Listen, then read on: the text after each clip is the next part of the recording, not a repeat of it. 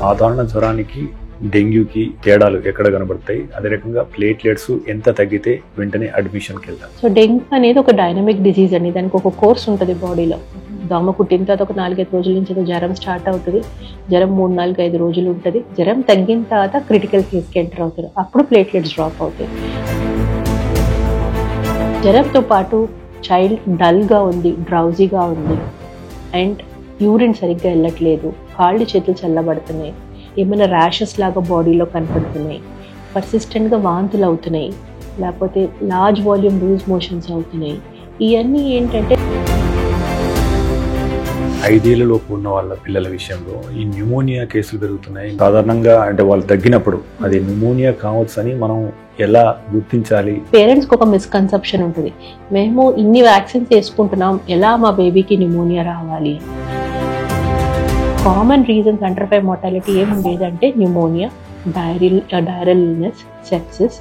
ఒకప్పుడు మలేరియా ఉండేది, అప్పుడు ఇప్పుడు చాలా వరకు మలేరియా ఇన్సిడెన్స్ తగ్గిపోయింది. ఈ pneumonia incidence over the years చాలా వరకు మనకి మితిమీరిన స్క్రీన్ చూడడం అనేది అంటే ఎలాంటి దుష్ఫలితాలకు దారితీస్తుంది? Doctors, my colleagues and even us also what you have noticed, COVID తర్వాత amount of children diagnosing with autism has increased a lot. There is a lot of causal relationship, but a proven కాదు that screen time is associated with autism. ఒక screen recommendations ఏంటంటే less than 18 months of age కి screen 0. No screen should be provided to children. From 18 months to 24 months, the recommendation is for half an hour. Beyond 2 to 6 years, the recommendation is for. దగ్గు మందుల గురించి ఈ మధ్య బాగా వివాదం నడుస్తుంది కదా, సో అసలు దగ్గు మందులు వాడాలా వద్దా? సో దగ్గు అనేది ఎందుకు వస్తుందో ఫస్ట్ ఆలోచించుకోవాలి. దగ్గు అనేది ఎందుకు వస్తుంది? ఎక్కడైనా కామన్ రీజన్ దగ్గు ఎందుకు వస్తుంది? ఇన్ఫెక్షన్ ఉంటుంది.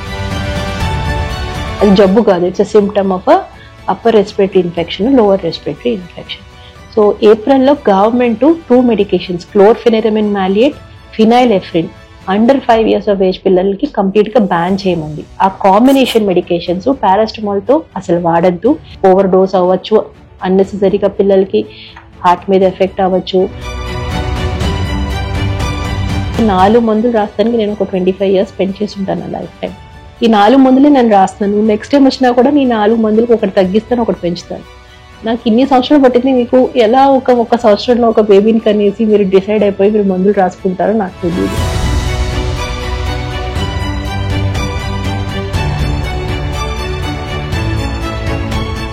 62 లక్షల మంది ప్రజల్లో మెడ్ప్లస్ బ్రాండ్ మెడిసిన్స్ కి మారడం వలన 915 కోట్ల రూపాయలు సేవ్ చేసుకున్నారు. అదే మెడిసిన్స్ అదే క్వాలిటీతో 50 to 80% discount. Hi viewers, welcome to MedPlus one TV. దేశంలోని ప్రముఖ డాక్టర్స్ ను పరిచయం చేసే వేదిక డాక్టర్ స్టాక్ కు స్వాగతం. ప్రస్తుతం మీ ముందుకి మరో స్పెషలిస్ట్ ను తీసుకొచ్చాను. తను ఫేమస్ పీడియాట్రిషియన్, అదే రకంగా అధునాతన PSU లో ఇంటెన్సివ్ కేర్ స్పెషలిస్ట్ గా గత దశాబ్దానికి పైగా పనిచేస్తున్నారు. అసలు ఇంటెన్సివ్ కేర్ యూనిట్ లో ఏం జరుగుతుంది, ఈ లెవెల్ 4 PSUలో అంటే ఎటువంటి అధునాతన పరికరాలు ఉంటాయి, సో అది ఎందుకు ఉపయోగపడుతుంది, సో నార్మల్ వార్డుకి PSUకి తేడా ఏంటి, ఎప్పుడు PSU అవసరం ఉంటుంది, అదే రకంగా సో పీడియాట్రిక్ హెల్త్ విషయానికి వస్తే సో మనము గతంలో 1000 మంది జనాలకి ఆల్మోస్ట్ 45 మంది మరణాలు ఉండేవి. అది ఇప్పుడు మనం 26.6కు వచ్చినట్టు మనకు గణాంకాలు చెప్తున్నాయి.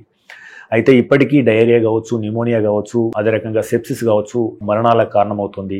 అదే రకంగా పోషకాహార లోపం కూడా ఈ మధ్య పిల్లల్లో ఇంకా కనబడుతూ ఉంది. ఈ నేపథ్యంలో అంటే వీటన్నిటి మీద అవగాహన పెంచడానికి, ముఖ్యంగా తల్లిదండ్రులకు విలువైన సలహాలు ఇవ్వడానికి డాక్టర్ గారిని మనం మీ ముందుకు తీసుకొస్తున్నాము. సో డాక్టర్ గారిని అడిగి ఈ సందేహాలను నివృత్తి చేసుకునే ప్రయత్నం చేద్దాం. సో డాక్టర్ గారు నమస్తే అండి. నమస్తే. సో డాక్టర్ గారు, యాక్చువల్గా పెద్దవాళ్ళు కార్డియాక్ ఇష్యూస్ కావచ్చు, బ్రెయిన్ స్ట్రోక్ కావచ్చు, మిగతా ఏదైనా జరిగినప్పుడు యాక్చువల్గా నాకు ICU అవసరం ఉందని చెప్పేసి వారికి తెలుస్తుంది. డాక్టర్కి ఎఫెక్టివ్గా కమ్యూనికేట్ చేయడం ద్వారా సకాలంలో వాళ్ళు ICUకి చేరుకుంటారు. బట్ పిల్లల విషయంలో వాళ్ళకి ఏం జరుగుతుందో పిల్లలకు తెలియదు, తెలిసినా వారు చెప్పలేని పరిస్థితి. సో దాన్ని తల్లిదండ్రులు కానీ డాక్టర్లు కానీ సకాలంలో గుర్తించి వారిని PICUకి చేర్చాల్సిన బాధ్యత వారిపై ఉంటుంది. సో దీనిపై అవగాహన ఏ రకంగా ఉంది, సో దీని మీద మీరు ఏం కామెంట్ చేస్తారు? అంటే ఇప్పుడు 2 రకాల ICUలు ఉంటాయండి పిల్లల్లో. సో ఒకటేమో న్యూ బోర్న్ ICU ఉంటారు, న్యూనిటల్ ICU, NICU. సో పిల్లలు పుట్టిన దగ్గర 1 month of age వరకు ఏ మెడికల్ రీజన్ వల్ల అది ప్రీటర్మ్, లో బర్త్ వెయిట్, ఏ మెడికల్ రీజన్స్ వల్ల వాళ్ళు ఎన్ఐసియూలో ఉంటారు. సిమిలర్లీ 1 month ఆఫ్ ఏజ్ తర్వాత 18 years వరకు ఏ రీజన్ వల్ల వాళ్ళకి ప్రాబ్లమ్స్, మెడికల్ డిసీజెస్ వస్తున్నాయి, వాళ్ళకి ఐసీయూ అవసరం పడితే పిఐసీయూకి వస్తారు. సో వార్డ్లో ఎప్పుడు పిల్లలు మేనేజ్ చేయగలుగుతారు, ఐసీయూలో ఎప్పుడు పిల్లలు మేనేజ్ చేయగలుగుతారు. సో వార్డ్లో అనేది మనకి ఎవరికైనా రెస్పిరేటరీ సపోర్ట్ అవసరం పడుతుంది, ఆక్సిజన్ అవసరం పడుతుంది, more than 2 to 4 liters oxygen అవసరం పడుతుంది, ఆయాసం ఉంది, బేబీ డల్గా ఉంది, యాక్టివ్గా లేదు, లేకపోతే ఫిట్స్ వస్తున్నాయి కంటిన్యూస్గా, బ్లడ్ ప్రెషర్ ఇష్యూస్ ఉన్నాయి, ఇలాంటి ఇష్యూస్ అన్ని మనం వార్డులో అసలు మేనేజ్ చేయలేం. దే నీడ్ ఐసీయూకి వార్డుకి డిఫరెన్స్ ఏంటి, ఐసీయూలో కంటిన్యూస్గా మ్యాన్ పవర్ ఉంటుంది, కంటిన్యూస్గా బెడ్ సైడ్ బేబీ పక్కన నర్స్ ఉంటుంది, కంటిన్యూస్గా డాక్టర్స్ టీమ్ ఉంటుంది. అదే వార్డులో కంటిన్యూస్గా బేబీ పక్కన ఉండేది పేరెంట్స్. సో వార్డులో జనరల్గా పిల్లల్ని ఎప్పుడు పెడతాం, వాళ్ళకి ఫ్లూయిడ్స్ అవసరం పడుతున్నాయి, యాంటీబయాటిక్స్ అవసరం పడుతున్నాయి, అండ్ 1 in 3-4 hours మానిటరింగ్ అవసరం పడుతుంది, వాళ్ళకి ఏంటి జబ్బు అని ఫైండ్ అవుట్ చేసుకుంటానికి వార్డులో పెడతాం. బట్ వాళ్ళకి లైఫ్ రెడ్ ఫ్లాగ్, ఈ లైఫ్ రిస్క్ సిచ్యువేషన్స్లోకి వెళ్తున్నప్పుడు, ఆక్సిజన్ అవసరం పడుతున్నప్పుడు, లేకపోతే బేబీ బ్లడ్ ప్రెషర్స్ మెయింటైన్ అవ్వబోతున్నప్పుడు, బేబీ షుగర్స్ మెయింటైన్ అవ్వబోతున్నప్పుడు, ఫిట్స్ వస్తున్నప్పుడు, లేకపోతే కాంప్లెక్స్ మెడికల్ కండిషన్స్ ఉన్నప్పుడు, లేకపోతే ఏదైనా సర్జరీ చేసి సర్జరీ తర్వాత మానిటరింగ్ కూడా ఐసీయూలో అవసరం పడుతుంది. సర్జరీ తర్వాత అనస్థీషియా ఇచ్చి ఆ బేబీకి మానిటరింగ్ అవసరం పడుతున్నప్పుడు, ట్రామా, హెడ్ ఇంజరీస్ చాలా చూస్తాము, వాళ్ళకి మానిటరింగ్ అవసరం పడుతుంది. ఆ continuous observation of the child, continuous advance monitoring అవసరం పడినప్పుడు ఇలాంటి అన్ని సర్వీసెస్కి మనకి ఐసీయూ అవసరం పడుతుంది. రెయిన్బోలో ఉన్న లెవెల్ 4 అంటున్నాం కదా పిఐసి అని.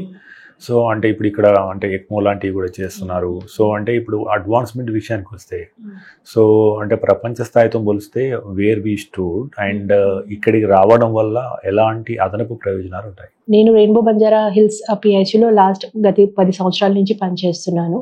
మా ఐసీయూలో all sorts of services provide చేస్తాము.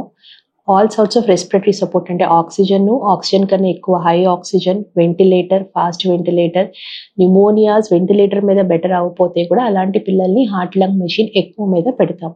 గత 7 సంవత్సరాల నుంచి ఎక్మో చేస్తున్నాము. And our centre has the largest number of పిల్లలు న్యూమోనియా వల్ల ఎక్మో మీద పెట్టి, అండ్ ఆర్ సర్వైవల్ రేట్స్ కూడా are almost equal to 65 to 70%. So మనకి వరల్డ్ వైడ్ ఒక ఎక్మో ఆర్గనైజేషన్ ఉంటుంది, ఎల్సో అని. దాంట్లో ఆల్వేస్ ఎవ్రీ ఇయర్ ఎంత సర్వైవల్ రేట్ ఉంటుంది న్యూమోనియా మీద ఎక్మో మీద పెట్టిన వాళ్ళు, పిల్లలు, అడల్ట్స్, అలానే కార్డియాక్ జబ్బులకి వల్ల ఎక్మో మీద పెట్టే వాళ్ళకి ఎంత సర్వైవల్ రేట్ అనేది ఉంటుంది. So in comparison to world wide ECMO survival rate, our unit survival rate is also the same. Similarly చాలా మంది పిల్లలు సివియర్ ఇన్ఫెక్షన్, సెప్సిస్ అంటాం, ఎప్పుడు మనకి బ్యాక్టీరియా బ్లడ్లో ఉండి లేకపోతే వైరస్ బ్లడ్లో ఉండి మన ఆర్గన్స్ని ఫెయిల్ చేస్తుందో ఆ సెప్సిస్ అంటాం, ఆ మెడికల్ కండిషన్. దాని మలేరియా, సమ్టైమ్స్ మలేరియా కూడా సీరియస్ సెప్సిస్ కాజ్ చేయొచ్చు. చాలా రకాల ఇన్ఫెక్షన్స్ వల్ల కూడా సీరియస్ సెప్సిస్లోకి వెళ్తారు. అప్పుడు ఏమవుతుంది, మనకి ఆర్గన్స్ సరిగ్గా పనిచేయవు, లైక్ మనకి బ్లడ్ ప్రెషర్స్ మెయింటైన్ అవ్వవు, హార్ట్ మీద ఎఫెక్ట్ ఉంటుంది, కిడ్నీస్ మీద ఎఫెక్ట్ ఉంటుంది, యూరిన్ సరిగ్గా రాదు, మల్టీ ఆర్గన్ ఫెయిలియర్కి వెళ్తారు. సో అలాంటి పిల్లల్ని కూడా మా ఐసీయూలో అన్ని విధంగా సపోర్ట్ సిస్టమ్స్ ఉంటాయి. వెంటిలేషన్ ప్రొవైడ్ చేస్తాం వాళ్ళకి, blood dialysis, continuous dialysis, CRRT అంటాం, ఆ రకమైన డయాలిసిస్, ఇంకొక type of blood dialysis, blood purification అంటాం, ప్లాస్మా ఫెరిసిస్, ఇలాంటివన్నీ కూడా ఇలాంటి చిల్డ్రన్కి ప్రొవైడ్ చేస్తాం సో దట్ ఈ సిక్నెస్ నుంచి బయటపడి సర్వైవ్ అవుతానికి. సో ఆ సర్వీస్ కూడా మా ఐసీయూలో ప్రొవైడ్ చేస్తాం. మా ఐసీయూ సర్వీసెస్ మా హాస్పిటల్లో లివర్ ట్రాన్స్ప్లాంటేషన్, రీనల్ ట్రాన్స్ప్లాంటేషన్ కూడా జరుగుతాయి క్రానిక్ కిడ్నీ అండ్ లివర్ ప్రాబ్లమ్స్కి. అలాంటి సిచ్యువేషన్లో ట్రాన్స్ప్లాంటేషన్ అయిపోయిన తర్వాత ఇలాంటి పిల్లలు మా ట్రాన్స్ప్లాంట్ ఐసీయూకి వస్తారు, వాళ్ళకి కేర్ అండ్ సర్వీసెస్ కూడా ప్రొవైడ్ చేస్తాం. మా దగ్గర మేజర్ బర్న్ సెంటర్, చాలా మంది పిల్లలు బర్న్స్ వల్ల వస్తారు, 20% to 60%. అలాంటి పిల్లలకు కూడా specialised nursing care, specialised isolation rooms మీద అలాంటి పిల్లలకి కూడా సపోర్ట్ చేస్తాము. చాలా neurosurgical procedures, brain cancers, brain tumours, కొంతమందికి ఎపిలెప్సీ ఫిట్స్ వల్ల కూడా సర్జరీ చేస్తారు. తర్వాత కంజనిటల్ ప్రాబ్లమ్స్ బ్రెయిన్లో, ఆ న్యూరో సర్జరీ అయిన తర్వాత కూడా any prolong surgeries on the brain, prolong anaesthesia అవసరం పడుతుంది. సో అలాంటి పిల్లలు కూడా మా ఐసీయూకి వస్తారు. ప్లస్ మా దగ్గర మేజర్ న్యూరో ఐసీయూ కూడా ఉంది, వేర్ మెదడు వాపు లేకపోతే వేరే ఇన్ఫెక్షన్స్ వల్ల బ్రెయిన్లో ప్రాబ్లం వస్తాం, లేకపోతే కంటిన్యూస్ ఫిట్స్ ప్రాబ్లంతో కొంతమంది జబ్బులతో చూస్తాం. ఇలాంటి వాళ్ళకి కూడా కంటిన్యూస్ న్యూరో మానిటరింగ్ చేసి వాళ్ళ న్యూరలాజికల్ ప్రాబ్లమ్స్ అడ్రస్ చేసి అదే సేమ్ టైం వెంటిలేషన్ ప్రొవైడ్ చేసి అలాంటి పిల్లలకి కూడా ఐసీయూ సర్వీసెస్ ప్రొవైడ్ చేస్తాం. సో మేడం, అంటే ఇంకోటి ప్రివెంటివ్ గురించి మాట్లాడినప్పుడు సాధారణంగా జ్వరం అనేది అందరికీ కామన్గా వస్తుంటుంది. సో ఎవరి ఇళ్ళల్లో పిల్లలకు జ్వరం వచ్చినా కానీ పారాసిటమాల్ బాగా వస్తే ఏదో మెప్తార్ లాంటిది వేయడము జరుగుతుంది. సో 1-2 days చూసిన తర్వాత హాస్పిటల్కి తీసుకెళ్తారు. సో అంటే జ్వరాల విషయంలో అంటే ఇది ప్రాణాంతకమైన జ్వరము అని మనం ముందే ప్రారంభంలో గుర్తించడానికి మీరు ఎటువంటి సలహాలు ఇస్తారు? పిల్లల్లో జ్వరం వస్తాం సహజమే, especially 5 to 8 years of age వరకు. జనరల్గా ఫస్ట్ 1 year ఆఫ్ లైఫ్ వరకు పిల్లలకి జనరల్గా ఇన్ఫెక్షన్స్ రావు. ఎందుకంటే ఒకటి వాళ్ళంత కమ్యూనిటీకి ఎక్స్పోజ్ అవ్వరు, బ్రెస్ట్ ఫీడ్ చేస్తున్నప్పుడు మదర్ నుంచి ఆ ప్రొటెక్టివ్ యాంటీబాడీస్ ఉంటాయి, slowly with time Bain of అవుతాయి. సో 1 year నుంచి 8 yearsకి పిల్లలు సహజంగానే హాస్పిటల్కి వస్తారు. ఇప్పుడు మీరు ఎప్పుడైనా ఏదైనా పిల్లలు హాస్పిటల్కి ఓపీడీకి వెళ్ళి చూసారనుకోండి, 70 to 80% పిల్లలు అక్కడ ఆ ఏజ్ గ్రూప్లోనే కనపడతారు. మీకు 15, 14, 16 ఆ వయసు పిల్లలు కనపడరు. సో ఎందుకు ఆ ఏజ్లో పిల్లలకి అంత ఇన్ఫెక్షన్స్ కామన్? ఒకటి మన ఇమ్యూన్ సిస్టమ్ డెవలప్ అవడానికి టైం తీసుకుంటుంది, 7 to 10 years తీసుకుంటుంది. ఇమ్యూన్ సిస్టమ్ అనే ఒక ఆర్గన్ మన బాడీలో ఉంటుంది, అది డెవలప్ అవడానికి అంత టైం అవుతుంది. అండ్ యాజ్ పిల్లలు ఫస్ట్ టైం స్కూల్కి వెళ్తున్నప్పుడు ఇంతమందికి ఎక్స్పోజ్ అవుతున్నప్పుడు క్వైట్ సహజమే ఇన్ఫెక్షన్స్ క్యాచ్ చేస్తానికి. సో ఒక ఇయర్లో 6 to 8 episodes జలుబు దగ్గులు వస్తే కామనే, అది అబ్నార్మల్ కాదు, ఏదో వాళ్ళ ఇమ్యూనిటీ లోపం ఉంది అలా అవుతుందని కాదు, ఆ ఏజ్ వల్లనే పిల్లలకి ఇన్ఫెక్షన్స్ వస్తాయి. So many times parents over the counter paracetamol తీసుకుంటారు, తప్పేం లేదు. ఓవర్ ద కౌంటర్ మెఫ్తాల్ తీసుకుంటారు, తప్పేం లేదు. ఇంతవరకు తీసుకుంటాం కాఫ్ కోల్డ్ మెడిసిన్స్ తీసుకుంటారు, తప్పేం లేదు. రీసెంట్గా మన గవర్నమెంట్ ఏప్రిల్లో కాంబినేషన్ మెడికేషన్స్ని బ్యాన్ చేయమంది. కాఫ్ కోల్డ్ మెడిసిన్స్ ఎస్పెషలీ ఈ 2 medicines chlorpheniramine maleate and phenylephrine పారాసిటమాల్తో కాంబినేషన్ ఉంటే కూడా బ్యాన్ చేయమంది. But antibiotics over the counter తీసుకుంటాం కరెక్ట్ కాదు. చాలా శాతం పిల్లల్లో జలుబు దగ్గులు loose motions 60 to 70% or even 80% of the time viral infections వల్ల వస్తాయి. వైరల్ ఇన్ఫెక్షన్స్ వల్ల వచ్చినప్పుడు అది ఇల్నెస్ 3 to 5 days ఉంటుంది. మీరు యాంటీబయాటిక్ వేసుకున్న వల్ల ఆ ఇన్ఫెక్షన్ తొందరగా తగ్గదు, మీరు అన్నెసెసరీగా మీ చైల్డ్ని యాంటీబయాటిక్ ఎక్స్పోజ్ చేస్తారు. So over the counter antibiotic prescription is not recommended. Always better మీ పిల్లలు డాక్టర్కి చూయించుకుంటాం, బేబీని ఆర్ బాబుని ఎగ్జామిన్ చేసుకుంటాం, థ్రోట్ ఎలా ఉంది, ఇయర్స్ ఎలా ఉంది, చెస్ట్ ఎలా ఉంది, ఎక్కడ సోర్స్ ఆఫ్ ఇన్ఫెక్షన్ ఉందని దాని ప్రకారం అవసరం ఉంటేనే యాంటీబయాటిక్ వాడతాం కరెక్ట్. ఎప్పుడు పేరెంట్స్ అండర్స్టాండ్ చేసుకోవాలి, ఈ బాబుకి వచ్చిన జ్వరం సింపులా, అవసరం లేదు, ఒక 2 రోజులు వెయిట్ చేయొచ్చా, లేదంటే ఎమ్మటే డాక్టర్కి చూయించుకోవచ్చా అని. సో జ్వరంతో పాటు చైల్డ్ డల్గా ఉంది, డ్రౌజీగా ఉంది, అండ్ యూరిన్ సరిగ్గా వెళ్ళట్లేదు, కాళ్ళు చేతులు చల్లబడుతున్నాయి, కొంచెం ఆయాసంగా కనపడుతుంది, దగ్గు ఎక్కువ ఉంది, ఏమైనా ర్యాషెస్ లాగా బాడీలో కనపడుతున్నాయి, పర్సిస్టెంట్గా వాంతులు అవుతున్నాయి, లేకపోతే లార్జ్ వాల్యూమ్ లూజ్ మోషన్స్ అవుతున్నాయి. ఇవన్నీ ఏంటంటే పిల్లల ఫిజియాలజీ, చిన్న పిల్లలు ఆర్ నాట్ స్మాల్ అడల్ట్స్. ఒక పెద్దవాళ్ళకి ఒక 4-5 మోషన్స్ అయిన వల్ల కూడా డీహైడ్రేట్ అవ్వరు, కానీ చిన్నపిల్లలు అదే 4-5 మోషన్స్ ఎక్కువ అయిపోతే డీహైడ్రేట్ అయిపోతారు. డీహైడ్రేషన్ ఎక్కువ అయిపోయిందంటే కిడ్నీని ఎఫెక్ట్ చేస్తుంది. సో వాళ్ళ ఫిజియాలజీ ఇంకా పెద్దవాళ్ళంతా మెచ్యూర్డ్గా ఉండదు. సో డెఫినెట్గా ఇలాంటి రెడ్ ఫ్లాగ్ సైన్స్ కనపడితే ఆల్వేస్ బెటర్ మీ నియర్ బై పీడియాట్రిషియన్కి చూయించుకుంటాం. ఆయనకి ఇమీడియట్గా అర్థమవుతుంది ఇది సిక్నెస్ ఎంత ఉంది, ఇది అవుట్ పేషెంట్తో మందులు ఇచ్చి మేనేజ్ చేసుకోవచ్చా, అడ్మిట్ చేయాలా అనేది ఈజీగా అర్థమైపోతుంది. హాయ్ వ్యూవర్స్, విలువైన విశ్వసనీయమైన ఆరోగ్య సమాచారాన్ని అందించడానికి మనం MedPlus1 టీవీని ఏర్పాటు చేశాం. అనతి కాలంలోనే మనం 3 లక్షలకు పైగా సబ్స్క్రైబర్లు, అదే రకంగా 7 కోట్ల వ్యూస్ ను సాధించుకున్నాం. మీ సహకారానికి ప్రత్యేక ధన్యవాదాలు. అయితే మన ఛానల్ చూస్తున్న వారిలో ఇప్పటికీ 94% పైగా మంది సబ్స్క్రైబ్ చేసుకోకుండానే చూస్తున్నారు. మీకు తెలుసు, మనం దేశంలో ఉన్న టాప్ డాక్టర్ను ఇంటర్వ్యూ చేస్తూ వస్తున్నాం. అదేవిధంగా అమెరికాలో ఉన్న టాప్ డాక్టర్స్ ఎంతో మందిని ఇంటర్వ్యూ చేయడం ద్వారా మనం తెలుగులో ఎంతో విశ్వసనీయమైన ఆరోగ్య సమాచారాన్ని ఇస్తూ వస్తున్నాం. సో ఇలాంటి ఇంటర్వ్యూలు మరిన్ని చేయడానికి మాకు అవకాశం ఇవ్వడానికి మీరు ఛానల్ సబ్స్క్రైబ్ చేసుకోండి. అదేవిధంగా ఈ ఛానల్ని సబ్స్క్రైబ్ చేసుకోవడం ద్వారా ఈ విలువైన సమాచారం ఏదైతే తెలుగులో ఉందో ఇది 10 మందికి చేరి వారికి కూడా ఉపయోగపడే అవకాశం ఉంటుంది. So please subscribe and watch MedPlus1 TV. ఇంకోటి మేడం, ఈ మధ్య డెంగ్యూ కేసులు కూడా పెరుగుతున్నాయి, కొన్నిసార్లు డెంగ్యూ ప్రాణాలు కూడా తీస్తుంది. సో సాధారణ జ్వరానికి డెంగ్యూకి తేడాలు ఎక్కడ కనబడతాయి, అదే రకంగా ప్లేట్లెట్స్ ఎంత తగ్గితే వెంటనే అడ్మిషన్కి వెళ్ళాలి? సో డెంగ్యూ అనేది ఒక డైనమిక్ డిసీజ్ అండి. దానికి ఒక కోర్స్ ఉంటుంది బాడీలో. దోమ కుట్టిన తర్వాత ఒక 4-5 రోజుల నుంచి జ్వరం స్టార్ట్ అవుతుంది. జ్వరం 3-4-5 రోజులు ఉంటుంది. జ్వరం తగ్గిన తర్వాత క్రిటికల్ ఫేజ్కి ఎంటర్ అవుతారు. అప్పుడు ప్లేట్లెట్స్ డ్రాప్ అవుతాయి. అది ఒక పీరియడ్ ఆఫ్ 4 to 5 days ఉంటుంది. తర్వాత రికవరీ ఫేజ్కి వెళ్తారు. సో ఇది డిఫరెన్స్ డెంగ్యూ ఫీవర్కి నార్మల్ ఫీవర్కి. సో ప్రాబ్లం మనకి డెంగ్యూ ఫీవర్లో జనరల్గా జ్వరం తగ్గిన తర్వాత ప్లేట్లెట్స్ డ్రాప్ అవుతాం. కొంతమందికి ఆ టైంలో బీపీ డ్రాప్ అవుతాం. కొంతమందికి వేరే మేజర్ సీరియస్ ప్రాబ్లమ్స్ అవుతాయి. సో జనరల్గా మనం ఎప్పుడు డెంగ్యూ ఫీవర్ సస్పెక్ట్ చేస్తే పేరెంట్స్కి ఏం అడ్వైస్ చేస్తామంటే, వాళ్ళకి ఫీవర్ తగ్గిన తర్వాత పొట్ట నొప్పి ఉన్నా అది ఒక రెడ్ ఫ్లాగ్ సైన్స్, అంటే వార్నింగ్ సైన్స్ అంటాం. WHO కూడా చెప్పింది వార్నింగ్ సైన్స్. అబ్డామినల్ పెయిన్, పొట్ట నొప్పి ఎక్కువ ఉన్నా, వాంతులు ఎక్కువ ఉన్నా, కాళ్ళు చేతులు చల్లబడుతున్నా, బేబీ డల్ అండ్ డ్రౌజీగా ఉన్నా, యూరిన్ సరిగ్గా వెళ్ళనా, ఇవన్నీ రెడ్ ఫ్లాగ్ సైన్స్. అంటే బేబీ లీకీ ఫేస్లో ఎక్కువ వెళ్తుంది. అలా ఉన్నప్పుడు కంపల్సరీగా హాస్పిటలైజేషన్ అవసరం పడుతుంది, IV ఫ్లూయిడ్స్ అవసరం పడుతుంది. డెంగ్యూకి ట్రీట్మెంట్ లేదు, అది వైరస్, దానికి యాంటీవైరల్ ఏమీ లేదు. సో మీరు యాంటీబయాటిక్ తీసుకున్న డెంగ్యూ తొందరగా తగ్గదు, అన్లెస్ డెంగ్యూతో పాటు వేరే ఏమైనా బ్లడ్ ఇన్ఫెక్షన్ ఉన్నా. రెండోది క్వైట్ కామన్, మనం చాలా మంది ప్లెసిబోస్ వాడతారు డెంగ్యూలో, ఈ పపాయ లీఫ్ ఎక్స్ట్రాక్ట్, ఇవన్నీ అవి కూడా ప్లేట్లెట్ కౌంట్స్కి ఏం రిలేషన్షిప్ లేదు. ఆ క్లినికల్ కోర్స్ ఆఫ్ డిజీజ్లో వన్స్ బాడీ రికవరీ ఫేస్ వెళ్ళినప్పుడు స్పాంటేనియస్గా ప్లేట్లెట్స్ పెరుగుతాయి. ఇంకోటి మేడం, యాక్చువల్గా ఇప్పుడు 5 ఏళ్ల లోపు ఉన్న వాళ్ళ పిల్లల విషయంలో ఈ న్యూమోనియా కేసులు పెరుగుతున్నాయి. న్యూమోనియా అనేది కూడా అంటువ్యాధి, ఈ రకంగా ఎక్కువ పిల్లలకు వస్తుంది. సో సాధారణంగా అంటే వాళ్ళు తగ్గినప్పుడు అది న్యూమోనియా కావచ్చు అని మనం ఎలా గుర్తించాలి? దాని యొక్క లక్షణాలు సాధారణ దగ్గుతో పోలిస్తే ఏ రకంగా ఉంటాయి? అంటే ఇప్పుడు మనకి మీరు అండర్ 5 మార్టాలిటీ అనేది ఇనిషియల్గా చెప్పారు కదా. సో 2015లో మనం under 5 mortality was almost around 45-47%. నా నంబర్స్ అంత ఎగ్జాక్ట్ ఫిగర్స్ ఉండకపోయినా 2023 ఒక డికేడ్ ఆల్మోస్ట్ 10 yearsలో under 5 mortality has come down till 28%. Almost మనకి 40% రిడక్షన్ అయ్యింది. So one of the common reasons under 5 mortality ఏముండేదంటే న్యూమోనియా, డైరల్ ఇల్నెస్, సెప్సిస్. ఒకప్పుడు మలేరియా ఉండేది, అప్పుడు ఇప్పుడు చాలా వరకు మలేరియా ఇన్సిడెన్స్ తగ్గిపోయింది.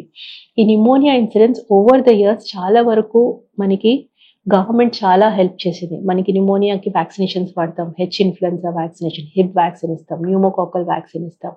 సో ఇదివరకు ఈ గవర్నమెంట్ వ్యాక్సినేషన్ షెడ్యూల్స్లో అసలు కంపల్సరీగా ఉండే కాదు. It was like an optional vaccine, but now government has introduced these ఈ బ్యాక్టీరియాకి సంబంధించిన vaccinations ఇంట్రడ్యూస్ చేసేసింది గవర్నమెంట్ షెడ్యూల్లో. So over the years definitely under 5 mortality has come down, probably the incidence of pneumonia has come down. But పేరెంట్స్కి ఒక misconception ఉంటుంది, మేము ఇన్ని వ్యాక్సిన్స్ వేసుకుంటున్నాం, ఎలా మా బేబీకి న్యూమోనియా రావాలి అని. మనం ఎంతమంది మనుషులు ఉన్నామో అంతే వైరస్, బ్యాక్టీరియా కూడా మనతో పాటు జీవిస్తున్నాయి. మనం వ్యాక్సినేషన్స్ ఎందుకు ఇస్తున్నాం? సివియారిటీ ఆఫ్ ఇన్ఫెక్షన్ తగ్గించుకుంటానికి. ఎందుకంటే కొన్ని రకాల ఈ న్యూమోకాకల్ బ్యాక్టీరియా, ఈ హిప్ బ్యాక్టీరియా చాలా సీరియస్ న్యూమోనియా వస్తుంది, ప్రాణ ప్రమాదం రిస్క్ ఉంటుంది. న్యూమోకాకల్స్ అయితే బ్రెయిన్ ఫీవర్, మెనింజైటిస్ అవన్నీ కూడా కాజ్ చేస్తాయి. సో మనం సివియారిటీ ఆఫ్ ఇన్ఫెక్షన్స్ తగ్గించుకుంటున్నాం, బట్ ఇన్ఫెక్షన్ రాకుండా ఉంటుందని ఎవరు 100% చెప్పలేం వ్యాక్సిన్ తీసుకుంటే. But definitely severity of infection తగ్గిస్తుంది. మనం ఈ మధ్య కాలం ఫ్లూ ఇన్ఫెక్షన్స్ కూడా చాలా ఎక్కువ చూస్తున్నాం. ఇనీషియల్గా ఫ్లూ ఇప్పుడు కూడా యాజ్ పర్ ఇండియన్ గవర్నమెంట్, అంటే UIP షెడ్యూల్ అంటాం, ఇండియన్ గవర్నమెంట్ వ్యాక్సినేషన్ షెడ్యూల్ని, ఫ్లూ వ్యాక్సినేషన్ ఇంకా కంపల్సరీగా యాడ్ చేయలేదు, optional vaccine. But then similarly మా పీడియాట్రిక్స్ IAP షెడ్యూల్, అంటే పీడియాట్రిషియన్స్ అందరు కలిపి ఒక బాడీ ఉంటుంది, ఇండియన్ అకాడమీ ఆఫ్ పీడియాట్రిక్స్, ఆ షెడ్యూల్లో flu vaccination is a part at 6 months, 7 months of age and every year. Similarly, CDC, which is from US, also is recommending to give flu vaccination for children because the incidence of flu infections every year ఉంటున్నాయి. Flu vaccination తీసుకున్నా కూడా flu infection రాదని కాదు, severity of the illness తగ్గించగలుగుతాం. Because sometimes these virus and bacteria can cause such deadly pneumonia that you end up, కొంతమందిలో it you end up needing to stay in the ICU, ventilation కూడా అవసరం పడవచ్చు, life risk కూడా ఉండొచ్చు. So vaccinations definitely have decrease the severity of the infections. అది ఇంకోటి మీరు అంటే వ్యాక్సిన్స్ విషయానికి వచ్చినప్పుడు, సో మీరు అంటే తప్పనిసరి వ్యాక్సిన్స్ను తల్లిదండ్రులు ఎక్కడ చూసుకోవాలి? మొదటిది అయితే వ్యాక్సిన్స్ కొంతమంది ఈరోజు అమావాస్య అని లేదా జలుబు ఉందని కొంతమంది వాయిదా వేస్తూ ఉంటారు కదా. సో పిల్లల రోగ నిరోధక శక్తి పెంపొందించడంలో సో వ్యాక్సిన్స్ ఏ రకంగా దోహదం చేస్తాయి? వాటి యొక్క ప్రాముఖ్యత ఏంటి? Vaccines definitely over the over the years ఇప్పుడు పోలియో మనకి ఎక్కడ కనపడట్లేదు కదా, that is because of vaccine. Diphtheria అయితే నేను చదువుకొని ఇన్ని సంవత్సరాల్లో నేను ఒకటే చూసి 1 or 2 maybe initially my initial paediatrics కెరియర్లో అప్పుడు చూస్తాం. అకేషనల్గా వన్స్ ఇన్ 3 years ఎప్పుడో ఒక. So that is also completely gone. ఒకప్పుడు tetanus was such a deadly disease, అది కూడా లేదు. సో మేజర్ మమ్స్ ఇప్పుడే ఒక స్పైక్ మధ్యలో వచ్చిన తర్వాత ఎక్కువ మమ్స్ చూడట్లేదు, రుబల్లా చూడట్లేదు, మీజిల్స్ కూడా అంత ఎక్కువ చూడట్లేదు. మధ్యలో 1-2 years గ్యాప్లో ఒక మీజిల్స్ ఎపిడమిక్ పెరిగితే గవర్నమెంట్ మళ్ళీ మాపప్ చేసి చాలా వరకు వ్యాక్సినేషన్ ప్రమోట్ చేసి తగ్గించింది. ఆల్ దీస్ నేను ఎగ్జాంపుల్స్ చెప్తున్నాను. These are compulsory vaccinations in all the schedule have definitely reduced the burden of the disease. Polio at zero. You don't see, hardly you see polio. So definitely vaccination is a must. Vaccination చుట్టూ చాలా myths ఉంటాయి. Vaccination వల్ల autism వచ్చింది, MMR vaccine, అవన్నీ myths. అది ఎక్కడ proven లేదు. Vaccination has definitely made some diseases completely removed from our environment and definitely reduce the severity of the illness. చాలాసార్లు జలుబు దగ్గు ఉన్నప్పుడు, లూజ్ మోషన్స్ ఉన్నప్పుడు వ్యాక్సిన్ ఇవ్వాలా లేదా అంటారు.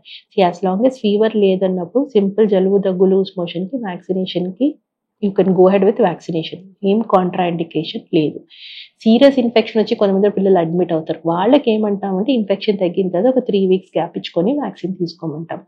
సిమిలర్లీ కొన్ని రకాల జబ్బులు ఉంటాయి పిల్లల్లో, chronic kidney disease, brain related problem, లేకపోతే liver related problem, post transplant పిల్లలకి, వాళ్ళకి కొంచెం వ్యాక్సినేషన్ షెడ్యూల్, వాళ్ళు స్టీరాయిడ్స్ మెడికేషన్స్ మీద ఉంటారు. సో ఆ మెడికేషన్స్ ప్రకారం వాళ్ళ వ్యాక్సినేషన్ షెడ్యూల్ కొంచెం రొటీన్ షెడ్యూల్ కాకుండా కొంచెం టైలర్ చేసి మార్చాలి. ఆ మెడికేషన్స్కి, ఆ వ్యాక్సినేషన్ షెడ్యూల్కి కొంచెం గ్యాప్ ఇచ్చి చేసుకోవాలి. But as any child, vaccination is a must and it is a compulsory thing. Definitely vaccination has helped a lot over the years మనకి. ఇంకోటి మేడం, అంటే పిల్లల్లో సాధారణంగా ఎనిమియా అంటున్నాం, రక్తహీనత అనేది పెరుగుతూ వస్తుంది కదా. సో దీనికి చెక్ పెట్టాలంటే ఎలా? అదే రకంగా చాలా చౌకగా లభిస్తూ సమృద్ధిగా పోషకాలు ఉండే ఆహారాలను మీరు ఏమైనా సజెస్ట్ చేయగలుగుతారా? పిల్లల్లో iron deficiency anaemia common. Iron deficiency anaemia వల్ల పిల్లలు చాలా గ్రోయింగ్ ఏజ్లో 1 to 5 years iron deficiency anaemia ఉన్నప్పుడు మెనీ టైమ్స్ ఐరన్ కంటెంట్ బాడీలో సరిగ్గా లేకపోతే వాళ్ళు ఆహారం సరిగ్గా తీసుకోరు అండ్ ఇరిటబుల్గా ఉంటారు అండ్ జనరలీ గ్రోత్ అనేది కూడా ఎఫెక్ట్ అవుతుంది. సో ఐరన్ డెఫిషియన్సీ నార్మల్గా ఏంటంటే ఒక బేబీ పుట్టిన తర్వాత మదర్ నుంచి ఫిజియలాజికల్ ఐరన్ స్టోర్స్ మనకి బేబీకి 6 to 7 months వరకు ఉంటాయి. 6 months నుంచి స్లోగా ఫిజియలాజికల్ అనీమియా ఆఫ్ ఇన్ఫెన్సీ అంటాం, స్లోగా ఐరన్ స్టోర్స్ తగ్గుతాయి. సో జనరల్గా మనకి వ్యాక్సినేషన్స్ వచ్చినప్పుడు ఆ ఏజ్లో baby supplement with iron for these babies. Most of the babies breast feeding లేకుండా formula feeding for whatever reasons మీద ఉన్న వాళ్ళకి ఆ formula is fortified with iron supplements. So after that మనీ వెరీ కామన్ థింగ్ ఏంటంటే మనీ సొసైటీలో, కంట్రీలో పిల్లలు ఫుడ్ తింటాం అనేది అది ఒక cultural thing to learn. It's not ఆహారం మీరు ఒక మీల్ ఒక చైల్డ్కి ప్రొవైడ్ చేయాలంటే ఒక పేరెంట్ చాలా టైం స్పెండ్ చేస్తుంది. You also been a parent, I also been a parent. It's not easy that every child మీరు పెట్టిందంతా తినేస్తారనేది. సో 1 to 3 years మధ్యన ఏమవుతుందంటే చాలా శాతం వాళ్ళు తినట్లేదు. సరే ఇప్పుడు బ్రేక్ఫాస్ట్ తినలేదు, లంచ్ తినలేదు, మీరు ఏదో ఉగ్గు కిచడీ పెట్టారు, తినలేదు అనుకోండి, ఒక బాటిల్ పాలు పట్టేస్తారు, లేకపోతే తల్లి పాలు తాగుతుంటే తల్లి పాలు తాగేస్తారు. సో ఎక్కువ మిల్క్ బేస్డ్ డైట్ మీద ఉంటే అది కూడా ఐరన్ డెఫిషియన్సీ అనీమియాకి ప్రమోట్ చేస్తుంది. మిల్క్ తాగుతూ ఉంటారు పిల్లలు, ఐరన్ కంటెంట్ సరిగ్గా ఉండదు, ఆకలి సరిగ్గా ఉండదు, ఆకలి సరిగ్గా లేదని ఏం తినట్లేదని పాలు పడతా ఉంటారు. అది very common 1 to 3 years, 4 years of age group. So that's why ఎప్పుడులా పేరెంట్స్ ఓపీడీలో వచ్చినప్పుడు that's what we educate them that after 6 months or 9 months definitely solid food, complementary feeding అంటాం, 6 months నుంచి తర్వాత స్టార్ట్ చేసేది. డెఫినెట్గా సాలిడ్ ఫుడ్ అనేది is a compulsion. ఒట్టి పాలు will not provide all the nutrients for the child. So that is one thing మనం iron deficiency anaemia తగ్గించుకుంటానికి. And routine Indian diet is a very healthy diet. So మనకి iron rich foods ఏంటంటే మన drumstick leaves, తర్వాత మన jaggery, dates, peanuts and egg. Then in non vegetarian food ఈ spinach leaves, ఇవన్నీ good iron, legumes, pulses, ఇవన్నీ good iron rich food.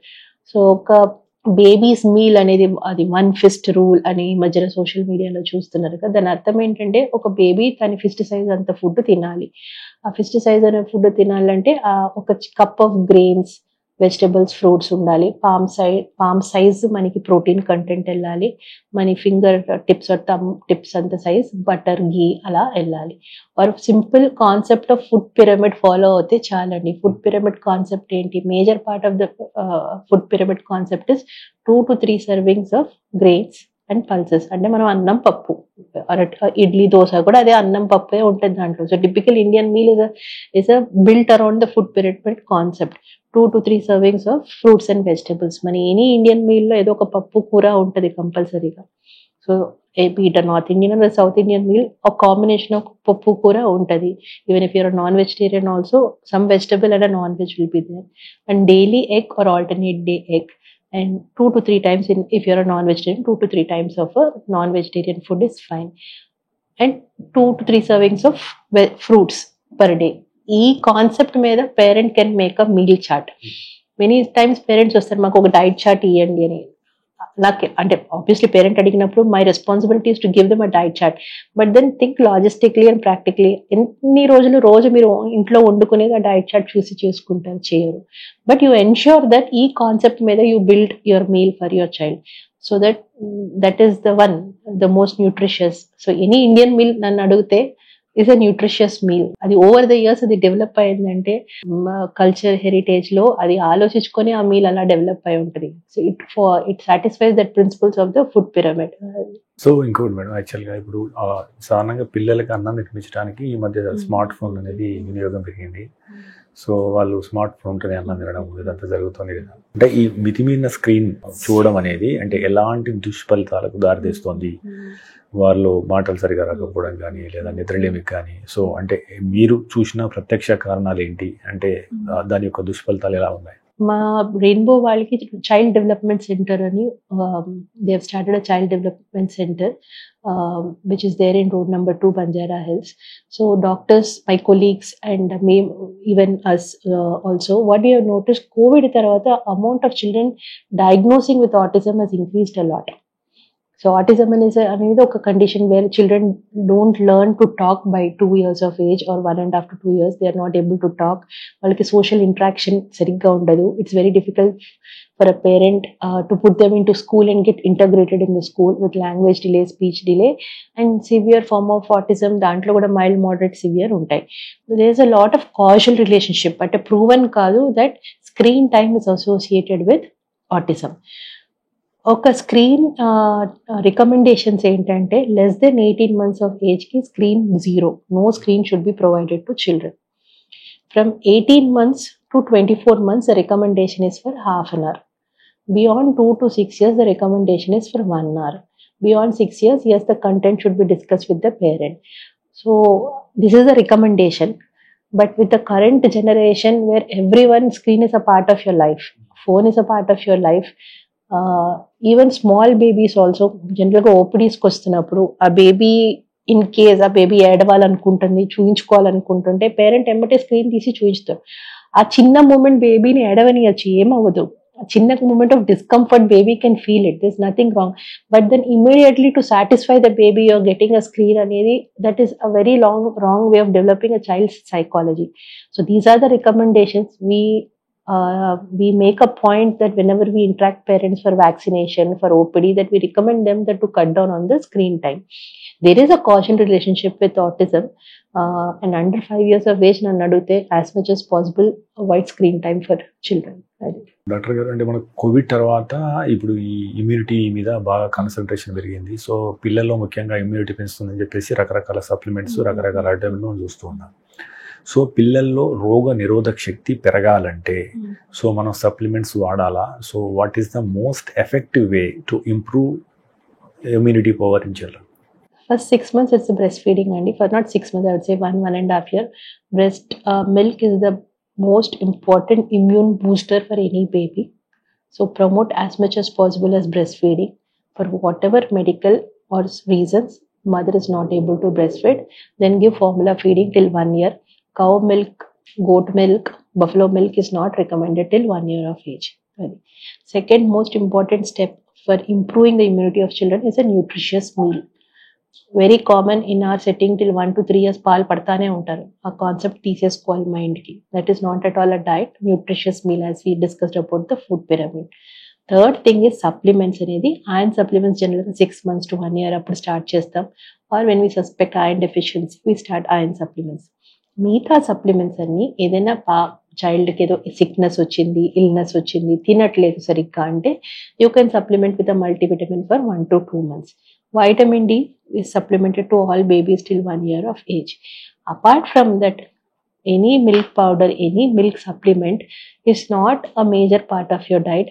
మీరు ఒక మిల్క్ పౌడర్ తీసుకొని 3 పూటల మీరు అది పట్టడం వల్ల దానివల్ల ఇమ్యూన్ సిస్టమ్ ఏం బూస్ట్ అవ్వదు. As we discuss, immune system to develop and to mature will take 7 to 10 years of life. To have a healthy growth and development, a nutritious meal is very important. పిల్లల్లో నిద్ర అనేది ఇమ్యూనిటీని ఏ రకంగా ప్రభావితం చేస్తుంది? ఈ విషయంలో తీసుకోవాల్సిన జాగ్రత్తలు ఏంటి? Many times we do see a lot of children having sleep disturbances, not sleeping on time, along with parents being awake for a long time in the night, and then వాళ్ళు కూడా లేట్గా పడుకుంటాం, లేట్గా లేస్తాం. సో స్లీప్ డిస్టర్బెన్సెస్ పిల్లలకు కూడా చూస్తాం. Again reasons for the sleep అనేది very important component for child. How well they sleep in the night, that much good is the growth hormone production, that much is very good for their growth and development. So reasons ఏంటంటే maybe the way our working schedules also nowadays are, many people tend to work very late at night, and then lot of sugary high carbohydrate drinks మీరు evening తర్వాత ఇచ్చినా కూడా it keeps the child very active and doesn't allow the child to sleep on the time. So typical sleep schedule అనేది most చిల్డ్రన్కి మనం అలవాటు చేసుకోవాలి. ఆ particular time what ever as per there house hold, and ఆ time నుంచి make sure that the environment is less stimulating for the child, and ఒక sleep habits అనేది establish చేసుకోవాలి. Because sleep is associated with growth. Well good sleep is associated with a very good growth of the child. దగ్గు మందుల గురించి ఈ మధ్య బాగా వివాదం నడుస్తుంది కదా, సో అసలు దగ్గు మందులు వాడాలా వద్దా? దగ్గు అనేది నేచురల్గా సహసిద్ధంగా వస్తుంది, దీని ద్వారా ఊపిరితిత్తులు క్లీన్ అవుతాయి, వాడాల్సిన అవసరం లేదు అని కొంతమంది అంటారు. సో ఇందులో వాస్తవం ఎంత? సో దగ్గు మందులు నువ్వు యాక్చువల్గా కాంబినేషన్ వస్తున్నాయి ఇవి డబ్బులు దండుకోవడానికే, సో బట్ రియల్ దగ్గు మందుకు అంత ప్రైస్ ఉండదు అని చెప్పేసి కొంతమంది అంటున్నారు. సో అసలు ఏం జరుగుతుంది? ఈ దగ్గు మందుల మార్కెట్ విలువ ఎంత? అసలు ఈ ఇండస్ట్రీలో ఏం జరుగుతుంది? ఎప్పుడు వాడాలి, ఎప్పుడు వాడద్దు వివరిస్తారు. సో దగ్గు అనేది ఎందుకు వస్తుందో ఫస్ట్ ఆలోచించుకోవాలి. దగ్గు అనేది ఎందుకు వస్తుంది? ఎప్పుడైనా కామన్ రీజన్ దగ్గు ఎందుకు వస్తుంది? ఇన్ఫెక్షన్ ఉంటాయి. ఇన్ఫెక్షన్ మన రెస్పిరేటరీ సిస్టమ్కి ఇన్ఫెక్షన్ వస్తుంది. ఈ రెస్పిరేటరీ సిస్టమ్ అనేది మన బాడీలో నోస్ నుంచి లంగ్స్ వరకు వెళ్తాయి. సో మనకి నోస్లో ఇన్ఫెక్షన్ వచ్చినా, థ్రోట్లో ఇన్ఫెక్షన్ వచ్చినా, లేకపోతే బియాండ్ దట్ డౌన్ మన ఊపిరితిత్తులు విండ్ పైప్స్కి, లేకపోతే లంగ్స్ వల్ల ఇన్ఫెక్షన్ వచ్చిన వరకు దగ్గు అనేది ఒక సిమ్టమ్. ఇట్స్ అ సిమ్టమ్, అది జబ్బు కాదు. It's a symptom of a upper respiratory infection, lower respiratory infection. So నార్మల్గా అప్పర్ రెస్పిరేటరీ ఇన్ఫెక్షన్ అంటే మన ముక్కు నుంచి గొంతు వరకు బ్రీతింగ్ పైప్ ఉందో అక్కడ వరకు దాన్ని అప్పర్ రెస్పిరేటరీ ఇన్ఫెక్షన్ అంటాం. అది సహజమే, చాలా మందికి వస్తుంది, పెద్దవాళ్ళకి వస్తుంది, పిల్లలకి వస్తుంది, వైరస్ వల్ల వస్తుంది, బ్యాక్టీరియా వస్తుంది. సో యాజ్ ద ఇన్ఫెక్షన్ తగ్గితే దగ్గు కూడా సెటిల్ అవుతుంది. బట్ చిన్న బేబీస్కి దగ్గు వల్ల చాలా డిస్టర్బింగ్గా ఉంటుంది, తినలేకపోతారు. సో అందుకే వాళ్ళకి కాఫ్ మెడిసిన్స్ ఇస్తాం. సో ఏప్రిల్లో government 2 medications, chlorpheniramine maleate, phenylephrine, under 5 years of age పిల్లలకి కంప్లీట్గా బ్యాన్ చేయమంది. ఆ కాంబినేషన్ మెడికేషన్స్ పారాస్టమాల్తో అసలు వాడద్దు, లేకపోతే cough syrups with this combination వాడద్దు. Because they have found some incidents and reports that ఈ మెడిసిన్స్ ఓవర్ డోస్ అవ్వచ్చు, అన్నెసెసరీగా పిల్లలకి హార్ట్ మీద ఎఫెక్ట్ అవ్వచ్చు. ఆ వల్ల government ministry of health and family welfare అనేది హ్యాస్ రిలీజ్డ్ అ స్టేట్మెంట్.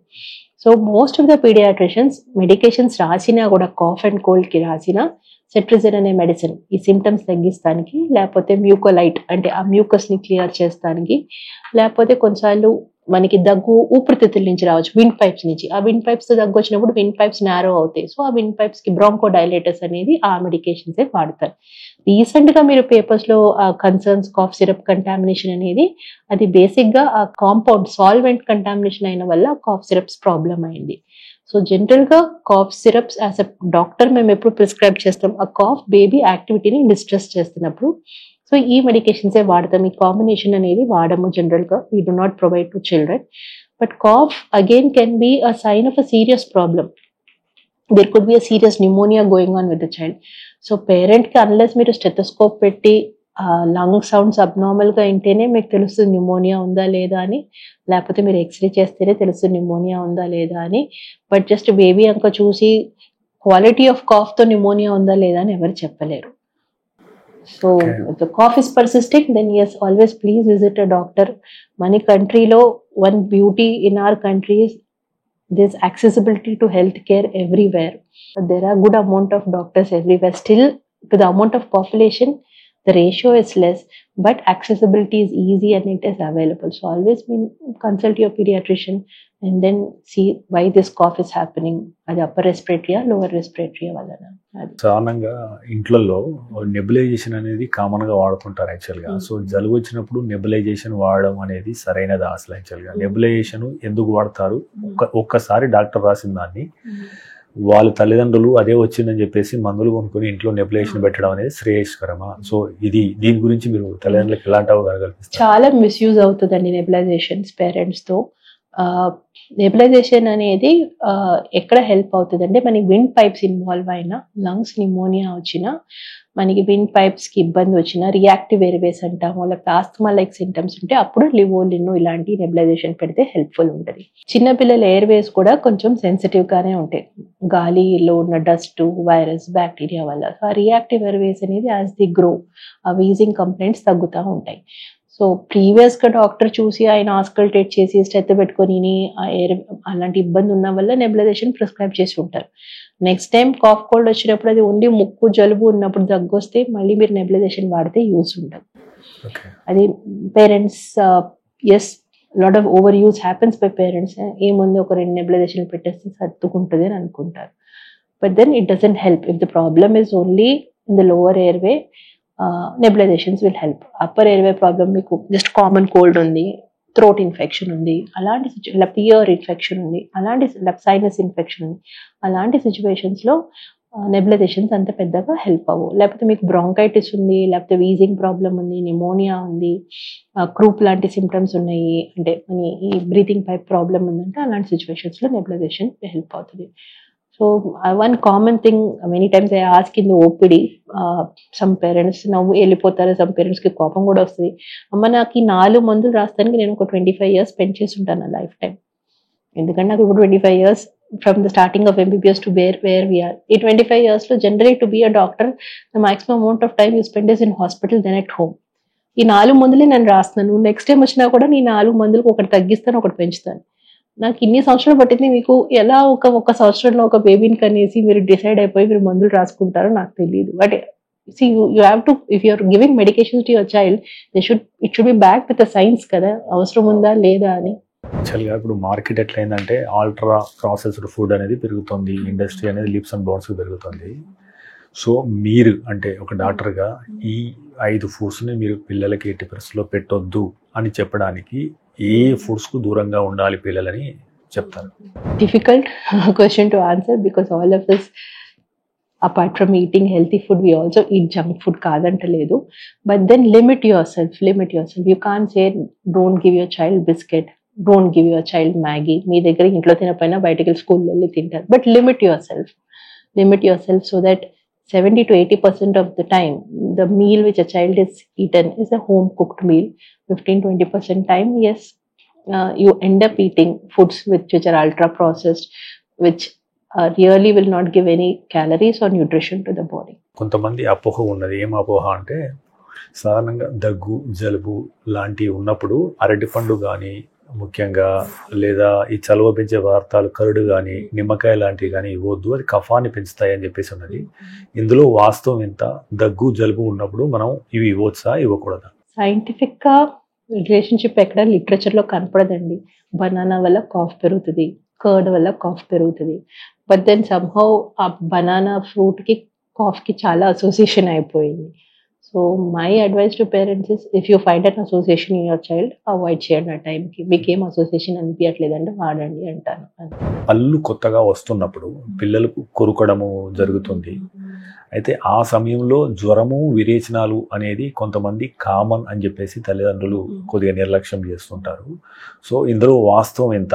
యాక్చువల్గా. అంటే టీతింగ్ వల్ల లూజ్ మోషన్స్ రావండి. టీతింగ్ వచ్చే టైంకి ఆ టీత్ ఎరప్ట్ అయ్యేటప్పుడు ఇరిటేషన్ ఉంటుంది బేబీకి. సో బేబీ ఇరిటేషన్ తగ్గించుకోవడానికి ఏది దొరికితే చిన్న బేబీకి ఏంటి టెండెన్సీ నోట్లో పెట్టేసుకుంటాం. So that will cause infection, that will cause loose motions and diarrhoea. Teething per se మనకి ఏం లూజ్ మోషన్స్ రావు.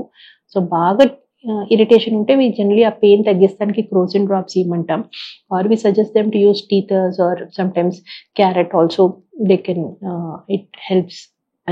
సో డాక్టర్ గారు, మీరు గత ఆల్మోస్ట్ 2 దశాబ్దాలుగా వైద్య రంగంలో ఉన్నారు. లాస్ట్ ఆల్మోస్ట్ దశాబ్దం పైగా కేవలం ఇప్పుడు ఈ పిఐసిఎల్ని వర్క్ చేస్తున్నారు కదా. సో ఫ్రమ్ ద లాస్ట్ 20 yearsలో గొప్ప ఆవిష్కరణలు అంటే పిల్లల వైద్యం విషయంలో మీరు ఏంటి సూచిస్తారు? సో ఎట్లా గ్రో అయింది పీడియాట్రిక్ కేర్ అనేది? సో మనం ఇంతకుముందే మాట్లాడాము, ఏది 1000 మందిలో 45 మంది మరణాలు 27కు వచ్చాయని చెప్పేసి. సో దీనికి దోహదం చేసిన కారణాలు ఏంటి? సో ఆ తర్వాత మనం నెక్స్ట్ 10 yearsలో వాట్ వేర్ ఎక్స్పెక్టింగ్ అని మాట్లాడదాం. ఇప్పుడు కూడా నన్ను అడిగితే vaccination is one of the major drive over the years. ఇది 20 years కదా వ్యాక్సినేషన్, చాలా సంవత్సరాల నుంచి ఉంది. Which has eradicated some diseases, which has reduced the burden of many diseases. ఒకరికి వ్యాక్సిన్ వేస్తున్న వల్ల సపోజ్ ఒక 5 ఏళ్ళు బాబుకి మీరు వ్యాక్సిన్ వేసారనుకోండి, అతను తనకే బెనిఫిట్ ఇయ్యడు. ఆ వ్యాక్సినేషన్ తీసుకున్న వల్ల హర్డ్ ఇమ్యూనిటీ ఉన్న పక్కన పిల్లలకు కూడా డిసీజెస్ తగ్గుతాయి.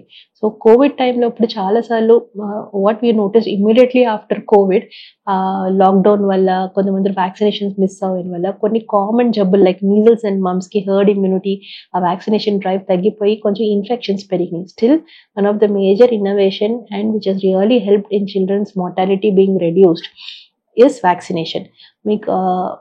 మీరు ఇనే ఉంటారు మీ గ్రాండ్ పేరెంట్స్ ఏజ్లో, అప్పుడు చాలాసార్లు పిల్లలకి ఒకే ఫ్యామిలీలో మన గ్రాండ్ పేరెంట్స్కి ఒక 7 to 8 చిల్డ్రన్ ఉండేవాళ్ళు. దాంట్లో 2-3 చిన్న వయసులోనే పోయి ఉండేవారు. చాలా మంది ఉండి ఉంటారు.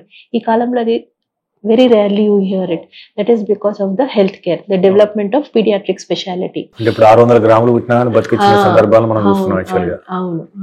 సో అది not only from public, government also has done a lot of support for paediatric health care, neonatal health care. SNCUs చాలా చోట్ల ఎస్టాబ్లిష్ చేశారు. మేజర్ ఎన్ఐసియూస్ చాలా గవర్నమెంట్ రన్ బాగా ఎస్టాబ్లిష్ చేశారు. They we introduce most of the vaccines in the universal immunisation schedule. At the same time public private health care కూడా paediatric health care అందరికీ accessible గా ఉండాలని చాలా చోట్ల ప్రొవైడ్ చేశారు. సో చిల్డ్రన్ అనేది ఒక స్మాల్ అడల్ట్ కాదు, children are better treated in children's hospital. ఎందుకంటే they need a different way, a child-friendly environment to provide service and care. So pediatricians accessibility baga perigindi. Small places lo kuda you have pediatricians accessibility, and even not only in major cities, tier 2 cities lo kuda you have major pediatric healthcare hospitals being established, so that especially for Telangana, if you see, it is very much focused towards pediatric healthcare, and the amount of independent pediatric hospitals chala, not only in Hyderabad, even in the districts of Telangana you see them, because they need a different approach. You can't treat them like an adult. So madam, అంటే ఇప్పుడు next అంటే ఇప్పుడు ఏ revolution నడుస్తుంది, inventions అనేది ఫాస్ట్గా వస్తాయని చెప్పేసి అంచనాలు కనబడుతున్న నేపథ్యంలో, సో నెక్స్ట్ 10 yearsలో ఈ పీడియాట్రిక్ హెల్త్ విషయంలో అంటే వాటి మీద ఇప్పుడు పరిశోధన వేగంగా జరుగుతుంది. సో ఏ ఆవిష్కరణలు రెడీ టు లాంచ్గా అనిపిస్తున్నాయి? What are the pipeline projects right now? So ఏ విషయం పట్ల మీరు బాగా ఎక్సైట్గా చూస్తున్నారు? If it is comes we can save more lives. A difficult question to answer, because for me also, I am a knave with respect to AI, but definitely I think AI will help in screening a lot of genetic diseases in children. Maybe early identification of genetic diseases in children, because genetic diseases in children can present at different ages. Konni 6 months lo present avute, konni 1 year lo present avute, konni 2 years, 5 years lo present avute, even at 10 years also they'll present. So maybe AI with algorithms maybe might help in screening a lot of genetic diseases in children. A lot of AI integration might help in reducing hospital acquired infections తగ్గించగలుగుతుందేమో. AI is lot of మనకి complex children లేకపోతే complex ప్రాబ్లమ్స్తో చూస్తాం కొన్నిసార్లు పిల్లలు complex medical కండిషన్స్లో. Maybe AI can be a tool to assist the doctor to solve these complex medical problems in these children. And then maybe as an AI, nowadays we have a lot of apps also which help, maybe they become more AI friendly, like how to train a parent about healthcare, give information, knowledge sharing, vaccination reminders. ఇవన్నీ with integration of AI, the interface will become more better with time, I think. MedPlus నుంచి మీ parcel వచ్చింది. ఏంటి రాధిక, అన్ని మందులా? Medicines మాత్రమే కాదు, health and nutrition, personal care, cleaning liquids, baby care, sanitary and hygiene, factory నుంచి నేరుగా best quality, best price మన మెడ్ప్లస్ లో. డాక్టర్ గారు, ముఖ్యంగా యాక్చువల్గా నార్మల్ పీడియాట్రిషియన్ అంటే బాగలేనప్పుడు వస్తారు, పిల్లలు ఆడుతూ లేదా జలుబుతోనో జ్వరంతోనో ఉంటారు, సో మందులు ఇస్తారు, వెళ్తారు, అక్కడ ఒత్తిడి ఎక్కువ ఉండదు యాక్చువల్గా. బట్ మీరు పిఎస్సిలో అంటే వాళ్ళు వెంటిలేటర్ మీద పెట్టడం కావచ్చు, లేదా అంటే ప్రాణాంతకమైన పరిస్థితుల్లో వస్తారు, సో అక్కడ ఒత్తిడి ఎక్కువ ఉంటుంది యాక్చువల్గా. సో మీరు ఎట్లా మేనేజ్ చేస్తారు యాక్చువల్గా? సో మీరు గత దశాబ్దానికి పైగా ఈ రంగంలో ఉన్నారు కదా, when comparing with the normal paediatric వైద్యానికి ఈ వైద్యానికి ఒక డాక్టర్ అనుభవం ఏ రకంగా ఉంటుంది? ఐసీయూలో పనిచేసేటప్పుడు ఏ డాక్టర్కైనా ఉండొచ్చండి. అది పిల్లల స్పెషలిస్ట్ ఐసీయూలో పనిచేసిన, పెద్దవాళ్ళ స్పెషలిస్ట్, అడల్ట్ స్పెషలిస్ట్ అయినా ఐసీయూలో పనిచేసిన, అనస్థెటిస్ట్ కూడా ఐసీయూలో పనిచేస్తారు. జనరల్గా మీకు టైం అనేది మన చేతుల్లో ఉండదు. సో జబ్బుకి ఏం టైం ఉండదు. జబ్బు లక్షణాలు పొద్దునైనా ఉండొచ్చు, రాత్రైనా ఉండొచ్చు. సో అన్నిటికీ లక్షణం ఒకేలాగా ఉంటుంది. సో ఎవరు ఐసీయూలో స్పెషలిస్ట్ పనిచేస్తారో, ఒకటి టైం అనేది మన కంట్రోల్లో ఉండదు. టైం ఫ్యాక్టర్ 24/7 అదే సేమ్ లెవెల్ ఆఫ్ ఇంటెన్సిటీ మన doctors, nursing, whole ICU team provide చేయాలి. స్ట్రెస్ అనేది మనం తీసుకునేది బట్టి ఉంటుందండి. మనం ఓపీడీలో కూర్చొని కూడా పేషెంట్స్ చూస్తే స్ట్రెస్ఫుల్ గా ఫీల్ అవ్వచ్చు, ఐసీయూలో రౌండ్స్ వేస్తా కూడా స్ట్రెస్ఫుల్ ఫీల్ అవ్వచ్చు. బట్ మనం ప్రొవైడ్ చేసే సర్వీస్, మనం సమ్మన్ చాలా సిగ్గా ఉండి లైఫ్ రిస్క్ మీద ఉన్నప్పుడు and diseases which are curable కి మనం సర్వీసెస్ ప్రొవైడ్ చేసి ఆ పర్టికులర్ చైల్డ్ సర్వైవ్ అవుతే దానున్న happiness will never equal to the stress which we are the amount of work we go through ICU. So stress అనేది it is up to an individual how you take. The one thing compare to మనం ఓపీడీలో practice చేస్తాము, ఐసీయూకి ఏంటంటే ICU needs round the clock monitoring అవసరం పడుతుంది. Round the clock intensity of service అనేది అంతే ప్రొవైడ్ చేయాలి. సిమిలర్లీ ఓపీడీలో చేసే ప్రాక్టీస్ కూడా ఇంపార్టెంటే. బికాస్ ఓపీడీలో మనం చూసే పిల్లలు ఎవరు స్టేబుల్ ఉన్నారు, నార్మల్ ఉన్నారు, ఈ చైల్డ్ ఇంటికి వెళ్ళొచ్చా విత్ మెడికేషన్స్, చైల్డ్కి అడ్మిషన్ అవసరమా, అది కూడా రైట్ అడ్వైస్ మనం ఓపీడీలో ప్రొవైడ్ చేయాలి. సో స్ట్రెస్ అనేది అది ఎక్కడైనా మనం తీసుకునే పట్టే ఉంటుంది. ఇట్స్ అప్ టు మనం ఎంత. నన్ను పర్సనల్గా అడిగితే I enjoy my work in the ICU because దానికి ఒక మీనింగ్ కనపడుతుంది నాకు ఎప్పుడు. Many sick children, we are able to save their lives because of ICU services, ICU team, and ICU is always team work అండి. ఒకళ్ళ వల్ల ఎప్పుడు ఒక చైల్డ్, సిక్ చైల్డ్ బయటపడరు. It's a team involving everyone from the management to provide us the right infrastructure and right support, to the team of nurses who provide round the clock care. యాక్చువల్గా నన్ను అడిగితే నేను ఎప్పుడు మా నర్సెస్ని అదే అంటాను, నేను స్పెండ్ చేసేది కన్నా మీరు ఎక్కువ స్పెండ్ చేస్తారు బెడ్ సైడ్ కంటిన్యూస్గా. The team of doctors and the administration and the support system, ఈ అందరు కలిసి సరిగ్గా పనిచేస్తేనే ఒక ఐసీయూ సర్వీసెస్ మనం అవుట్పుట్ ఏం కావాలి, చైల్డ్ సర్వైవ్ అవ్వాలి, ఇంటికి వెళ్ళాలి. అవుట్పుట్ బెస్ట్ ఇవ్వాలంటే ఈ హోల్ టీమ్ కోహర్సివ్గా పనిచేస్తేనే మనం ఆ best output ఇవ్వగలుగుతాం.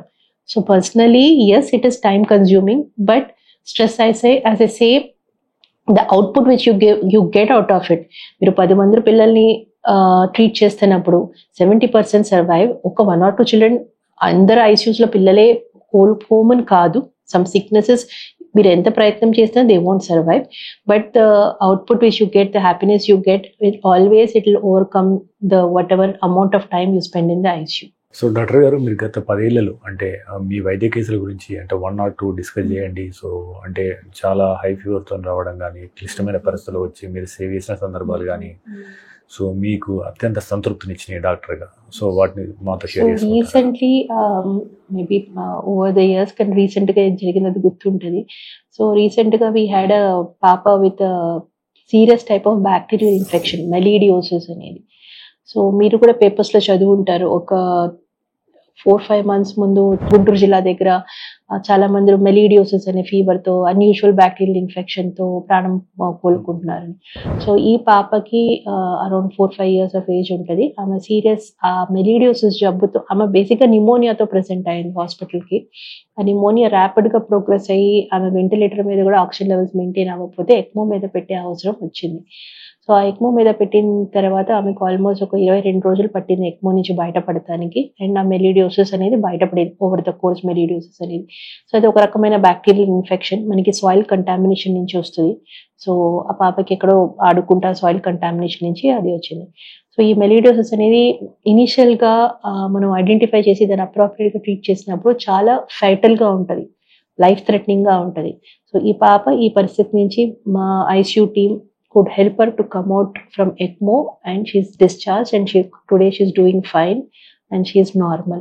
So this is something which the recent days which has given us a lot of positive feeling, and all over the world probably she is the one child who melioidosis vachi ECMO petti survive ayindi. She is the first documented survivor for this. పక్కన ఉన్న MedPlus store కు వెళ్ళండి. మీ doctor రాసిచ్చిన medicines అడగండి. అదే medicine మెడ్ plus brand లో ఉందా అని చూడండి. కాంపోజిషన్ సేమ్ గా ఉందా అని చెక్ చేసుకోండి. అదే మెడిసిన్స్ అదే క్వాలిటీతో, కానీ 50 to 80% డిస్కౌంట్ లో. సో ఫైనల్ మేడం, యాక్చువల్ గా ఈ పిఐసియులో పనిచేసే ఇంటెన్సివ్ కేర్ స్పెషలిస్ట్ కు కొత్తగా వద్దాం అనుకున్న వాళ్ళకి, అంటే ఈ రంగంలోకి కొత్తగా అడుగు పెడదామన్న యువ వైద్యులకు మీరు ఇచ్చే సూచనలు ఏంటి? సో నెక్స్ట్ 10 years లో how promising it is, and ఎవరికి ఇది సూట్ అవుతుంది, ఎవరికి సూట్ కాదు? పీడియాట్రిక్స్ అనేది మేము స్టార్ట్ చేసినప్పుడు, when I started learning paediatrics అంత బ్రాంచింగ్ ఉండింది. అంటే పీడియాట్రిక్స్ వాళ్ళు పీడియాట్రిక్స్ చేసిన తర్వాత మేము పీడియాట్రిక్స్ తీసుకున్నప్పుడు మా సీనియర్స్, మా వెల్ విషర్స్ ఏమన్నారు, మీరు ఎండ్ బ్రాంచ్ తీసుకుంటున్నారు, పీడియాట్రిక్స్ చేస్తే చాలు. అప్పుడు మెడిసిన్, సర్జరీ బ్రాంచెస్ బాగా బ్రాంచ్ అయిపోయి ఉన్నాయి. బట్ ఇప్పుడు పీడియాట్రిక్స్ పర్సేనే చాలా బ్రాంచ్ అయిపోయింది over last 10 years. Young generation paediatricians ఒట్టి పీడియాట్రిక్స్ చేసి ఆగట్లేదు. They are taking up specialities. Neurologist ఉంటున్నారు, పీడియాట్రిక్ బ్లడ్ స్పెషలిస్ట్ ఉంటున్నారు, పీడియాట్రిక్ ఎండోక్రైన్ స్పెషలిస్ట్ ఉంటున్నారు, లివర్ స్పెషలిస్ట్ ఉంటున్నారు, అండ్ కొంతమంది ఎన్ఐసియూ చేస్తారు, న్యూ బోర్న్ ఐసీయూ చేస్తారు, కొంతమంది పిఐసియూ చేస్తారు. పిఐసియూ ఛాలెంజెస్ ఉన్నాయి, నేను లేదంటలేదు, బికాస్ సిక్నెస్ లెవెల్స్ ఎక్కువ ఉంటాయి. The time you spend is more, but the satisfaction is also is equally there. So those who enjoy it should take up pediatric ICU. Those who don't enjoy it, yes, there are a lot of specialities for you to focus, which also need pediatric specialty care. ఒకప్పుడు ఏంటంటే fits వస్తే పిల్లలకి పెద్దవాళ్ళు neurologist దగ్గరికి వెళ్ళేవాళ్ళు. ఇప్పుడు paediatric neurology so developed because పిల్లల్లో ఉండే problems are not similar to adults. They entirely different reasons, medications, how they should be cared is entirely different compared to adult. So choose the specialty you like. As long as whatever specialty you choose, you should have love and passion for that specialty, so that in the long run you will be able to do it well. Okay. So ఇంకోటి madam, సాధారణంగా పిల్లల్లో మలబద్ధకం అనే సమస్య ఈ మధ్య పెరుగుతున్నట్టు కనబడుతుంది. కారణం ఏంటంటే పొద్దున లేవగానే Constipation. సో పొద్దున లేవగానే తయారు చేయించి స్కూల్ బస్ ఎక్కిస్తున్నారు. There is no enough time to clean the bowl అనేది. Yes, it is a very common childhood problem, constipation, functional constipation antamu. We see a lot of children coming with constipation problem, and one common reason which you said is schools. They have to catch a school bus by 7 o'clock. So a morning lazy వాళ్ళ activity of the day చేస్తానికి వాళ్ళకి time ఉండదు. Suppose if he has to catch a school bus at 7 o'clock and travel for 1 hour to go to a school, a 6 to 7 time is not enough for a child. So the oka reason. Second reason quite common is especially in toddler age group or early preschool age group is to being fed a lot of milk. Ekku milk based diet unte kuda constipation vastadi. Third, once constipation vachin tarvata it becomes a vicious circle in a child. Stool empty cheyna valla a stool pass chestaniki painful episodes untai.